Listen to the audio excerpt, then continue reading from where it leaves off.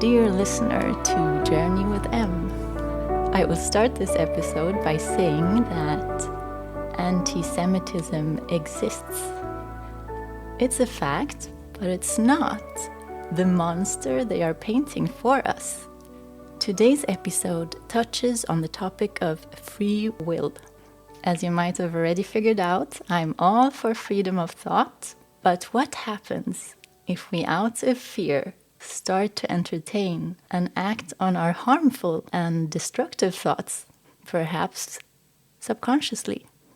And can we support each other in thinking freely with the intention of uniting instead of instilling fear or creating a fictional monster to achieve some egotistical goals, or like my guest described it, to create or maintain a psychopathy?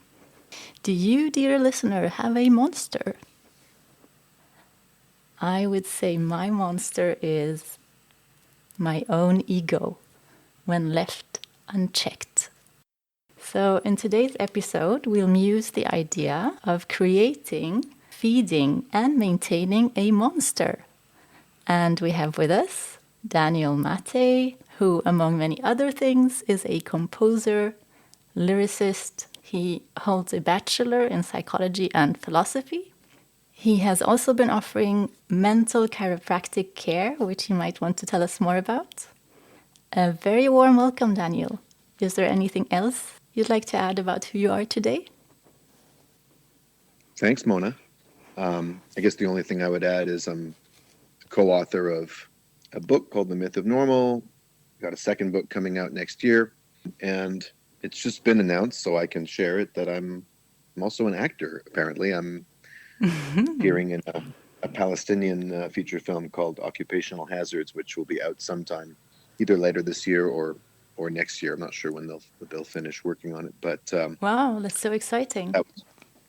I was just in Amman, Jordan, filming, which was an amazing opportunity. I'm also the co-host of a podcast called Bad Hasbara, the world's most moral podcast, with stand-up comedian Matt Lieb, where we talk about, I guess, in some ways, some of the themes that you mentioned in your intro. So, yeah, that's about it. Great. And is it a movie? You said it's called Occupational Hazards? Yes, it's a feature film. It's a dark comedy by Bassel Ghandour.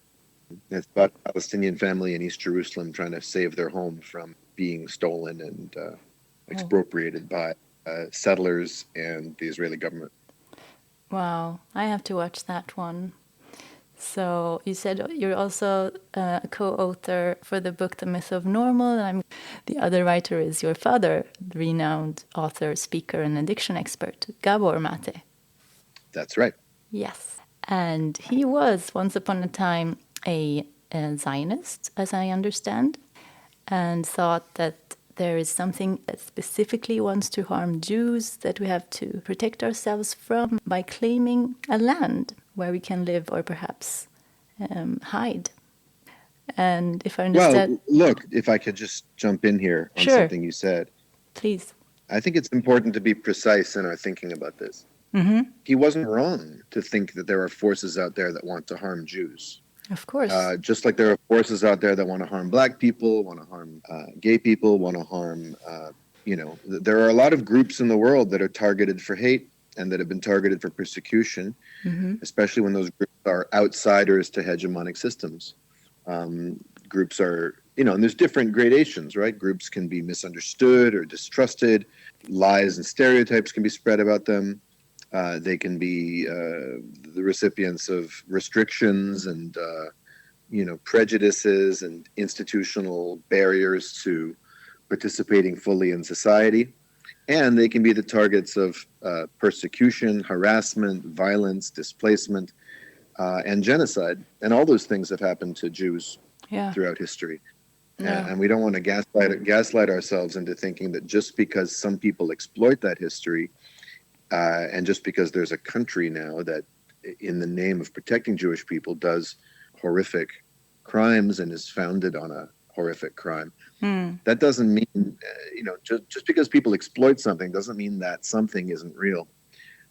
So the error that I guess my dad realized, and he was a teenager when he was a full-blown Zionist, and shortly after the 1967 war is when he started to expose himself to alternate histories written by Palestinians and Israelis alike, which allowed him to realize, no, there's another story here. Something else happened.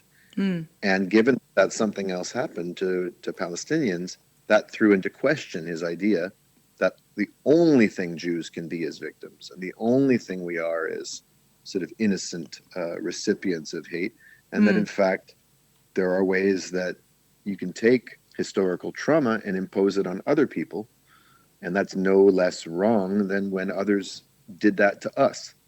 So that's the shift, not to relegate the notion of anti-Jewish hatred to the fiction shelf, but to draw different conclusions from it, to refuse to be convinced that our historical lack of safety, the fact that half of Europe's Jews were wiped out, if not more, the idea that that somehow justifies people who had nothing to do with it suffering greatly, and that we're allowed then to do anything we want and claim that we're doing it in the name of protecting ourselves. That's not ordinary human morality. That's supremacy. That leads to psychopathy. That's narcissism. If an abusive husband claims that he was traumatized as a child, well, it's very likely that he was. Most abusers were. But that doesn't say anything about the appropriateness or the acceptability of how he's carrying on and the impact he's having on the people around him. And so, that's the shift. Mm-hmm. So I guess in that sentence that I said was the first part of it, that there is something that wants specifically to harm Jews. That's a fact, and that's what I said in the intro. But the other part, which is we have, and also like you said, to protect ourselves by claiming a land that people already live on. That's perhaps the shift, right? Well, right. And Zionism started long before the Holocaust, or at least, many decades before the Holocaust. Yeah. So it wasn't responding to that ultimate threat, although perhaps they sensed it in Europe.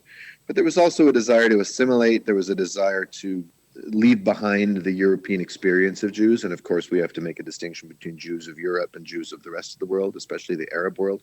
Mm-hmm. They may have had adversity, as many groups have, but they were not facing annihilation. And in fact, they lived quite integrated and quite comfortably with Muslim and Christian neighbors in that region. So imposing the European framework on Jews as a whole is very flawed, and was from the beginning. And also there was a lot of self-rejection in Zionism itself. There was a dislike of what Jews had become, which is outsiders, people of the book, people of no place in particular. Now, some Jews in Europe said, no, we have a place. This is, Molly Crabapple has a new book out called Here Where We Live Is Our Country, which was the slogan of the Jewish Labor Bund, right? They had a notion called Doikheit, which in Yiddish means here-ness. So they were determined to say, we want to be full citizens of where we live and stay true to our traditions. The Zionists said no. Just like the English have England and the French have France, and of course, and the Spanish have Spain and the Dutch have Holland, we want a land of our own. And of course, what's funny about all those examples is they didn't just stick to their own countries, but these were the colonial powers that decided, England wasn't enough for the English and France wasn't enough for the French. They had to go take over, Haiti and, or South Africa or America for that matter, right? Yeah. So it's that colonial mindset. And it's Sorry, go ahead.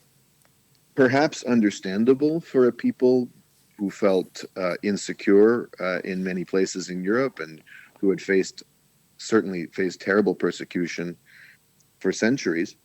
But just because something is understandable doesn't mean it's justifiable. And so that's the level of kind of moral nuanced thinking that Zionists decided they couldn't afford or they didn't want to bother with. And those of us who oppose it are saying, no, wait a minute, we don't want to leave behind these basic moral principles, because when you do, you become the monster. Yeah. And when you said like the French want to have France and the Dutch Holland, and that's when Jews say that Judaism is not a religion and it's a people, right? Yeah, Because there's a construction of Jews as a nation, which is an important. If you don't have that, you can't have Zionism. And there's a lot of debate about what are Jews really. Are we a religion? Are we a nation? Are we an ethnic group? We certainly can't be a race because racially, I have very little in common from a Yemeni Jew or an Ethiopian Jew, for that matter. Yeah.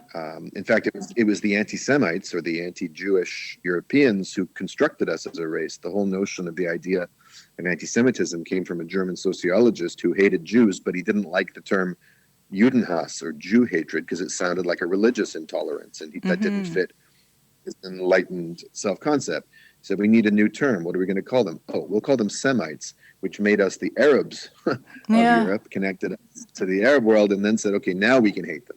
Now we can oppress them. Now because we Palestinians are also Semites. Of course, Semitic refers to a group of languages, which includes Hebrew, Arabic, Aramaic. So the ironic thing is that even the term anti-Semitism was a way of trying to Arabize Jews as a pejorative. And then what does that lead to when we buy into that? And we say, in the name of fighting anti-Semitism, we're going to take over Palestinian territory and do what we need to do to kind of wipe them out of our reality. Well, we start oppressing our fellow Semites and then saying, well, we're the oppressed ones. It's a diseased way of looking at the world. And even the United Nations kind of defined Zionism as I don't know if we call it diseased, but I read that the UN General Assembly adopted a resolution 3379, which declared that Zionism is a form of racism and racial discrimination. Yeah, they did. And I think functionally that's inarguable. Ideologically, you might be able to construct an idea of Zionism that doesn't require racism in the abstract. I mean, there were cultural Zionists before the foundation of the State of Israel. They don't exist anymore. People like Ahad Ha'am and Judah Magnus and Martin Buber and even Albert Einstein, who saw a connection to that particular land as important to Jewish life, which is reasonable. We pray about Jerusalem and Israel in our prayer books. But that doesn't preclude living as equals in Palestine, which many Jews did. And Palestinian Arabs, Christian, Muslim, welcomed in Jewish refugees for a time until they got wind of and realized, wait a minute, this isn't a benevolent influx. The idea here is actually expansion. When they listen, expansion, expulsion, expropriation, theft, and ultimately genocide. And they got wary of it and opposed to it. And so to me, it doesn't make any sense anymore to debate Zionism as an idea.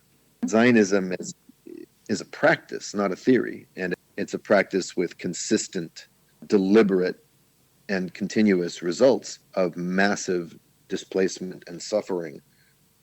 If Zionism was to completely succeed, it would mean creating the biggest Jewish majority you can in that land. And that would mean essentially wiping out the memory of Palestinians as a people unto themselves, connected to that land far more than the Zionists can ever be. Yeah. I guess that's the ultimate wish. At least I can see that the Here-ness, was that a book or an idea that Jews can live anywhere? Yeah, Here-ness was a precept or a principle. It was a term used by the Jewish Labor Bund, which was a union or an organization, a working class Jewish organization that was anti-Zionist in Europe, arising around the same time as Zionism did. And they opposed Zionism because Zionism was predicated on the idea that Jews don't belong anywhere. Therefore, we have to go belong somewhere that belongs to others. And this concept of here-ness, literally their phrase was, here where we live is our country, which is the title of Molly Crabapple's new book. Yeah, that's what I like, because I feel like if it's a religion, then it's between you and God, and you can be anywhere and practice your traditions or religion or whatever you want to call it. So Yeah, yeah. and for a Jew like me, it's tricky because I don't really practice the religion very faithfully at all. Mm-hmm. A lot of Jews have managed to hold on to some notion of being Jewish without the religious practice or the liturgical, which it's rather unique, I think, among peoples. You know, you might say you're a lapsed Catholic or a bad Episcopalian or a non-practicing Muslim, but Islam itself really requires and asks of people that they devote themselves to God. And Yeah. of course, there are Jews who look at Jews like me and say, "Well, why are you even calling yourself Jewish?" It's a Hmm. fair question. What do you We've do? managed. Yeah. What do you do, Well, or what traditions do you have that makes you feel more Jewish, or what thoughts, what things? yeah, I guess my sense of being Jewish doesn't require religious practice. Mm-hmm. Uh, every year or so, every 2 years maybe, I'll go to synagogue on the high holidays in September or October and kind of do that. But it's not a practice that's particularly meaningful to me. Mm-hmm. Sometimes lighting Shabbat candles, on Friday nights is a Mm-hmm. nice, easy, low maintenance way to connect myself with at least the tradition of taking a pause in the week, which Muslims have, which Christians have, just on different days. Yeah.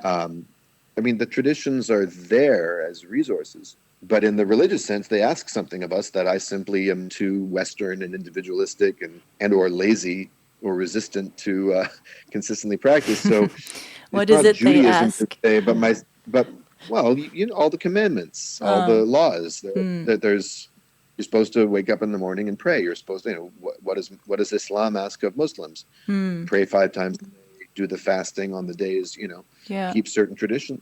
And there are Jews who do that, and they're religious Jews, and I'm not. So what does Jewishness consist of for me? It's not so much the Judaism as it is a certain, and this is pretty thin, and I understand why other people might listen to this and be like, well, that doesn't sound like a very high bar to clear, or that doesn't sound like it defines a people. But for us, it kind of does, Hmm. because we've been dispersed all over the place, Hmm. because we've always had an outsider perspective, comedy, and a particular kind of sensibility about the world, of the gift that comes from being outsiders. I mean, we basically invented American comedy along with Black people, along with African Americans, Hmm. the stand-up comedy tradition, vaudeville, musical theater. Hmm. Um, Made me Jews think of made an Jerry Seinfeld, who is also a Zionist, I well. guess.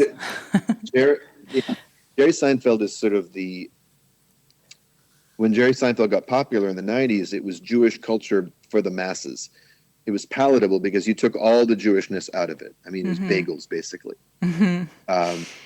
Didn't talk much about being Jewish on that show, but they acted, quote unquote, Jewish. Neurotic, complaining, insecure, self-absorbed, and making fun of that. I think self-deprecation is a very Jewish trait. Although, of course, having just spent a lot of time with Palestinians, Arabs, there's that in other cultures too.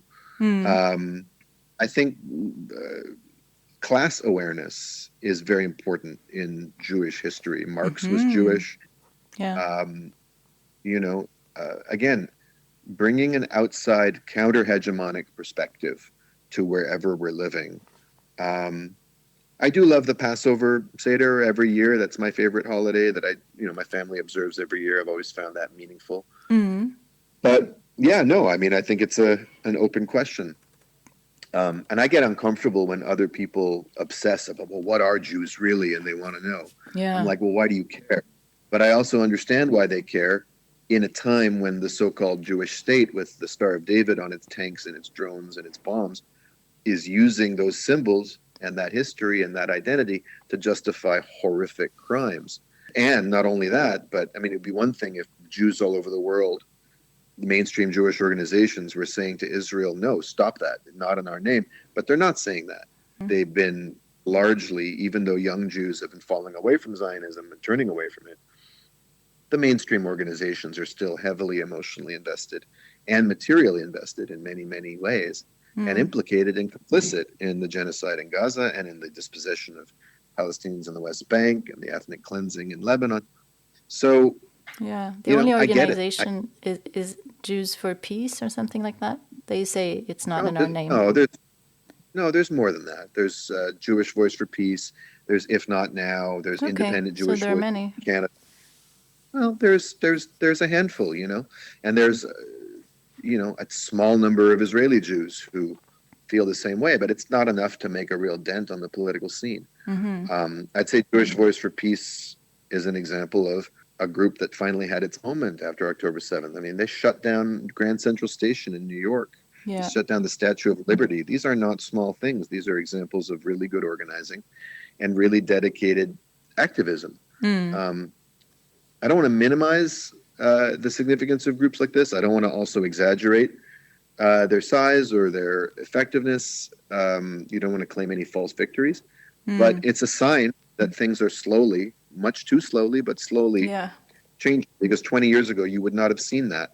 And 40 years ago, this stuff was almost unspeakable in the Jewish world. My dad was a pariah in the Canadian Jewish community because he did speak out about it, and he was seen as a freak. Now he's far from alone. Yeah, so, exactly. I feel a lot has changed only these 2 past years. But as you say, it's too little. It's too slow. It is. I want to ask about if we'd ask a modern Zionist, or have you heard a modern Zionist say that he or she believes Jews, Muslims, and Christians should exist side by side? Yeah, some do. There are different strands of Zionism, and really the way they differ from each other is in how explicitly racist they are. Yeah. So liberals don't like to think of themselves as racist. They don't want to hear racist things coming out of their own mouths. So they have to come up with contortions. Right-wing Zionists have never had this problem. Right-wing Zionists like Jabotinsky, one of the earliest writers, he was explicit about it. He says, no, we're the white Europeans. They're the savages. But even savages have their dignity, and they're going to protect their land, and we are trying to settle and colonize it. Of course they're going to fight us. That's just expected. So we have to win. We have to kick them out or wipe them out. Liberal Zionists like to think of, well, if they would only just put down their arms and be nice to us, then we could all live together. And the truth is, Israelis like to say, oh, look at our Muslim population. We have 20%, quote unquote, Israeli Arabs, which is to say Palestinians who weren't kicked out or managed to remain in 48 Palestine. And they pretend to themselves that there are Zionists you could get an answer out of that would sound nice if they say, yes, we want to live in peace and harmony with Muslims. I mean, they're more conciliatory to Christians because the Islamophobia is crazy. Although they don't treat Christians well either, and a drone bomb doesn't discriminate based on religion. If they say that, they'll qualify it with, well, we could have that coexistence if only X, Y, Z. And it's always the Palestinians' fault or the Arab country's fault or stuff like that. And so there's never any responsibility for, wow, we are the obstacle. Maybe we're the bad guys here. That thought doesn't enter their mind. Okay, that's interesting to know that there are different types of Zionists, but they're all racists. Fundamentally, it's just that some mask their racism in liberal language. Right.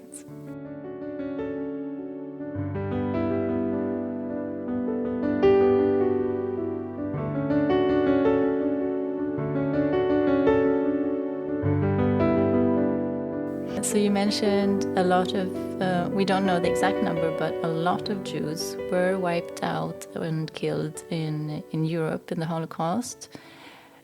We know an approximate number, Mona. I mean, there's no need to. I don't see any need. No. I know the approximate number. I was also going to say millions into question. I was also going to say, like, it's the double number or more, I don't know, of people killed by King Leopold, for example, in the Congo. But that isn't as taught or brought up in the media. So I'm guessing, we would have a totally different history if, like, that's also racism or supremacy or... Well, certainly. I mean, so the way history is told is by the winners. Dictated by the winners. I mean, I wouldn't say the Jews were the winners, but white people were and the Americans were. And it's not Jews so much about the winners. Control the media a lot, right? Well, Mona, I'm not going to let you get away with that. No, I'm asking you. No, No? No, I wouldn't accept the notion that Jews control the media. I would say that Jews have a disproportionate representation in centers of power compared to other minorities. But Mm-hmm. rich people own the media, Mm-hmm. wealthy people own the media, and Jews disproportionately have done well in Mm-hmm. Western countries. But the point is not that there's a there's a secret back room of Jews pulling the strings. That's classic Nazi propaganda, and I Mm-hmm. can't get with that. The truth is always more nuanced. What is true is that, again, relative to other minority groups, Jews have flourished financially and they've reached places of influence and power. And so there's an outsized Zionist influence in the media, but also that's because Zionism serves American power or has. And there's a lot of Christian Zionists too. The point is that history is always filtered through different ideological filters. And one of the ideological filters is a fundamental white supremacy. Now, Jews, through Zionism, have been able to cast ourselves as white. We never were white Europeans, and certainly Yemeni Jews, Moroccan Jews. Mm. I mean, Arab Jews don't control the media. No, Syrian yeah, I Jews meant don't I meant control in the the media. West, but then maybe I should have Okay, but said Zionists and not well, Jews. I would encourage you to be really precise in your Yeah, true, language, because these things are too easy to fall into, true. and then people are getting the wrong idea. Yeah, But the point is that anything that's coded as white or European gets to set the terms. And yeah, there's been, because of Israel's influence in politics, a real politicization of how the Nazi Holocaust is taught. And that includes erasing other genocides, the Armenian genocide, like you said, about the Belgians in the Congo, what the Brits did all over the world, what the French have done, what the Americans have done on this continent, and Canada. So, one of the best ways to shut people up about the crime against Palestinians is to say, oh, the Holocaust, the Holocaust, the Holocaust. And as Norman Finkelstein, who's the son of Holocaust survivors, yeah, and I mean, even more direct Holocaust survivors than my dad survived the Budapest ghetto. Finkelstein's parents survived Auschwitz and the death camps. And as he wrote 25 years ago, there's an industry around using the Holocaust to try and extract sympathy and impunity for Zionist interests. It's yeah, possible to learn the facts about the Holocaust without turning into a Zionist. The problem is that Zionism has completely co-opted the teaching and commemoration of that event to the point where my great-grandparents' memory, and they were killed in Auschwitz, is used to justify the wiping out of my Palestinian friend's bloodline, which is the most obscene thing I've ever heard. yeah. I'm thinking, or like, I want to ask if, because ever since Israel was established in 1948, it's been operating under the emergency law. So, how would you say this constant reinforcement of an emergency state or perceived like an existential threat hinders the processing of present day realities? Because I don't know if you've heard another episode with a guest who was a Zionist, and he kept saying that he doesn't want to use the word genocide, for example, or apartheid. And even when I mentioned the Lemkin Institute, which is basically a multinational nonprofit organization for genocide prevention, and that it states that Israel is carrying out a genocide, he still, says that it's not true and we shouldn't listen to them. So I'm wondering how some of these Zionists are in contact with reality and how they think we should believe them and deny, big organizations' statements. Or you didn't say that, so maybe that's a question for the wrong person. But can you imagine what they think? Like, is that entitlement? Look, in a way, it's a human tendency on steroids. We all have the ability to delude ourselves. Anyone who's been in an unhealthy relationship, but at the time they were in it, was like, no, this person really loves me. Anytime, if you've ever been addicted to anything and we're telling yourself, no, I can handle it. If you ever didn't want to see something and didn't want to admit something, but your mind found a way to convince you that you could stay on the path that you were on without terrible consequences. And most human beings fall into that category. Our minds come up with elaborate ways to protect ourselves from reality, from the truth. Now, on the collective level, that's disastrous, and Zionism is a giant delusion. It's like multiple delusions in one. And when that sets in, and you asked you started the question by asking about the emergency law and the impact of constantly being in a state of emergency. Well, if you think about, never mind processing reality, what about the ability to process the past? Jews have been through traumas. Many Jewish families have experienced tremendous loss going back many generations, and trauma wants to be healed. Yeah. And if you don't heal trauma, we know that the results are disastrous, because trauma puts you into a state where you don't see reality because you're not in the present. You're reacting to the present as if the past is still happening. It does that on the personal level, it does that on the family level, and it does it on the collective level. So then the question is, what are the conditions needed to heal trauma? Well, you can't be in a constant state of fight or flight. You can't be in a constant state of emergency. Yeah. The nervous system doesn't grow that way. Exactly. If you're constantly in a state of self-protection or self-aggrandizement or justifying attacking others, you're just never going to get over it, and you're going to keep repeating it, and in fact you're going to keep causing circumstances that'll either actually threaten you or they'll feel threatening to you, and you're just reliving the same thing over and over again. And that's the psychotic loop that Israel is in. Whether the threats are imagined and exaggerated, as they often are, or they're real. I'm not going to say that people blow themselves up in pizzerias isn't a threat. Sure, that's scary. But why are those people blowing themselves up in pizzerias? Exactly. Well, the Zionist answer is they hate us for no reason. Yeah. And if you ever speak to a single Palestinian about their history, no, you understand completely why. It's a miracle there isn't more hatred. It's not hatred, it's a determination to be free. And that's called resistance. And we have our own history of that in the Warsaw Ghetto and in other places. So the Zionist project is completely built to be inured against reality. If they saw reality for what it is, they wouldn't be able to continue. So in that case, the Lemkin Society says it's genocide. Well, they must be anti-Semitic, or they must be getting it wrong. The human capacity for self-justification is bottomless, and it's endless. And I don't care who you are. That's not a Jewish thing. That's not a white thing. That's a human thing, except that white supremacy and Jewish supremacy are ideologies that ramp that up to the nth degree and cause massive, massive harm.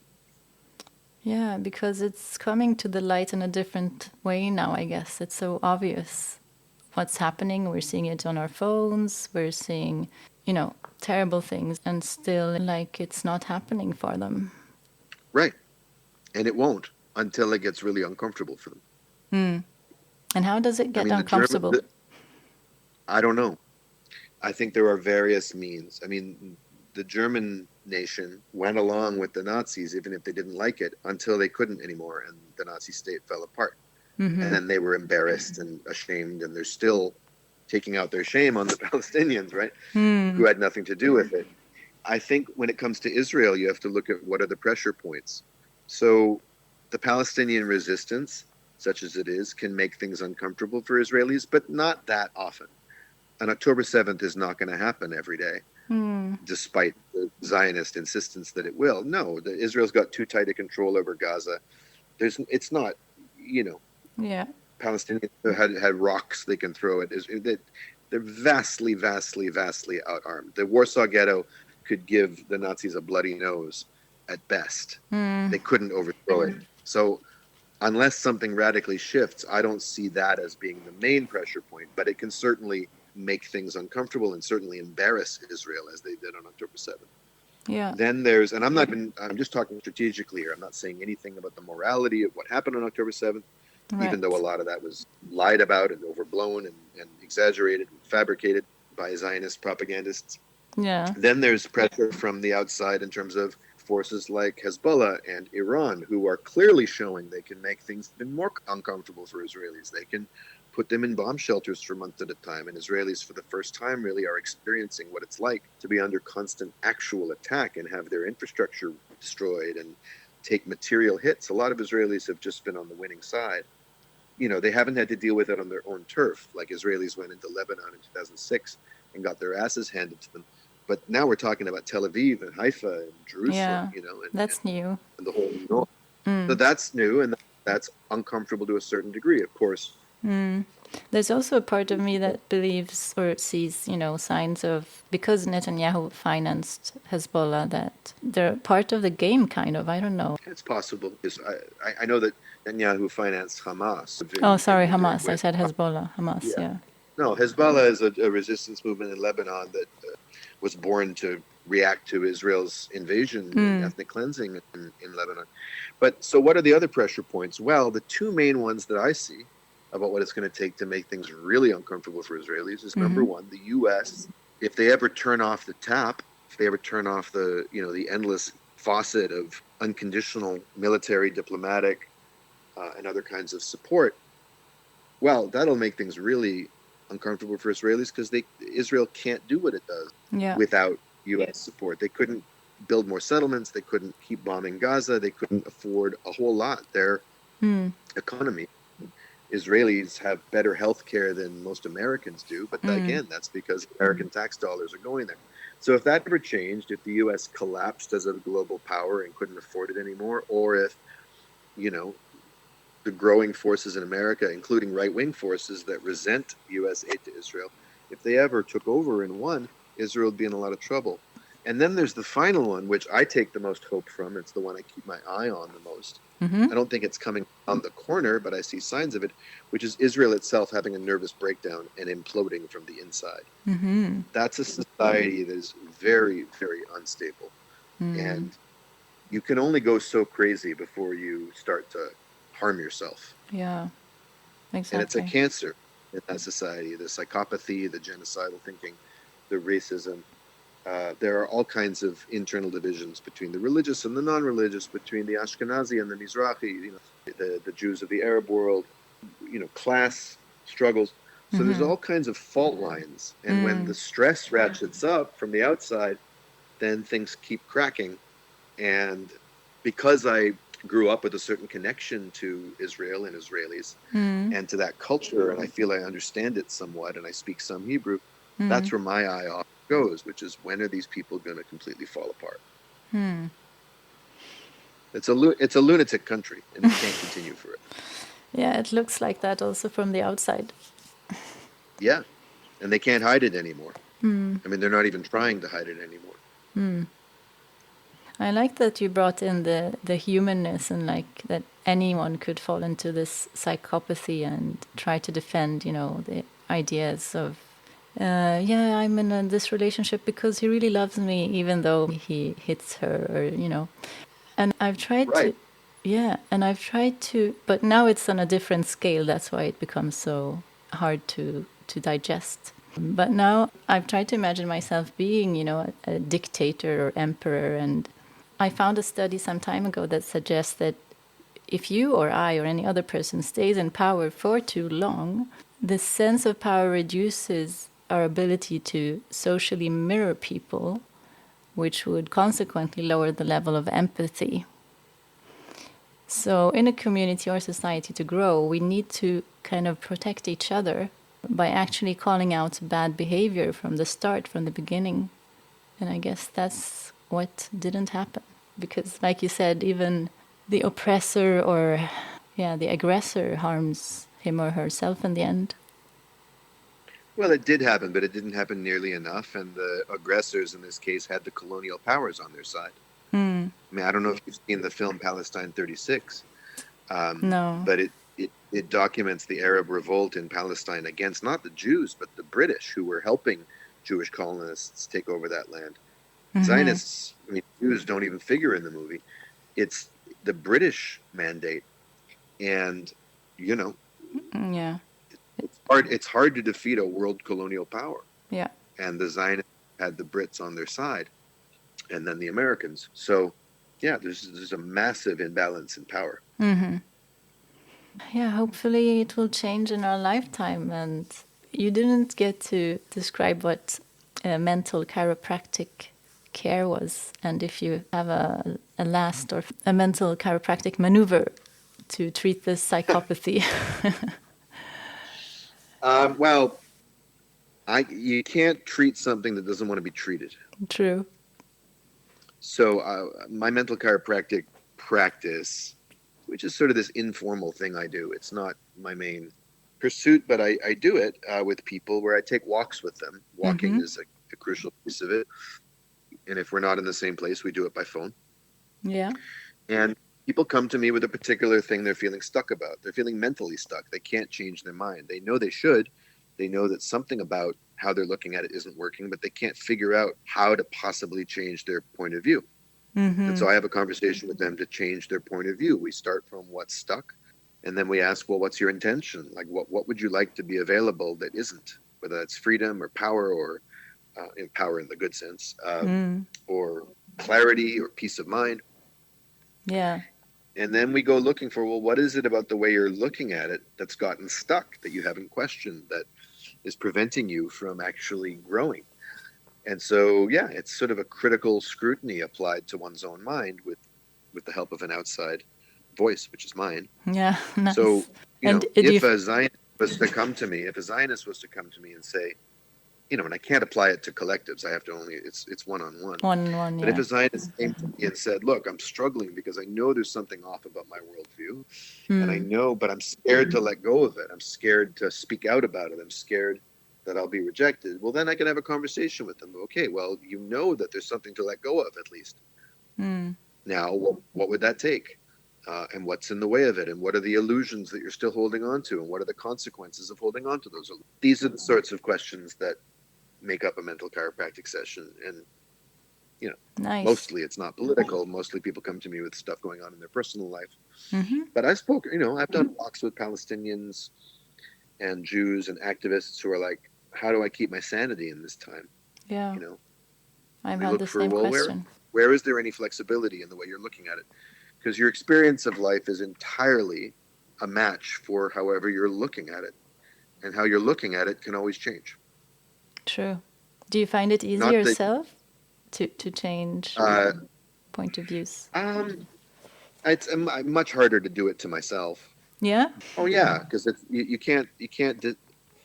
What did Audre Lorde say? The master's tools will never dismantle the master's house. I mean, she meant that politically, but it's true with our minds too. Yeah. The same mind that's attached to falsehoods, it's hard to use that same mind. So it helps to have someone else.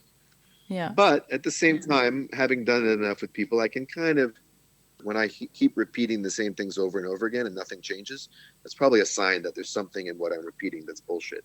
Doesn't mean it's 100% wrong. It might be 90% accurate, but that 10% is what's screwing me up. So then I have to be willing to put that aside and consider something else. Yeah. Beautiful. I guess we're about to round up or conclude this episode. Is there anything else you'd like to add? No, I think that's a wrap. Thank you for having me. Thank you so much, Daniel. It was very informative and it was a bit challenging moments at times, but I liked it. Thank you so much, Daniel. Glad to hear it. Yeah, thank you. You're welcome. Take care, Mona. You too. And thank you to all our listeners. See you next time on The Journey with M.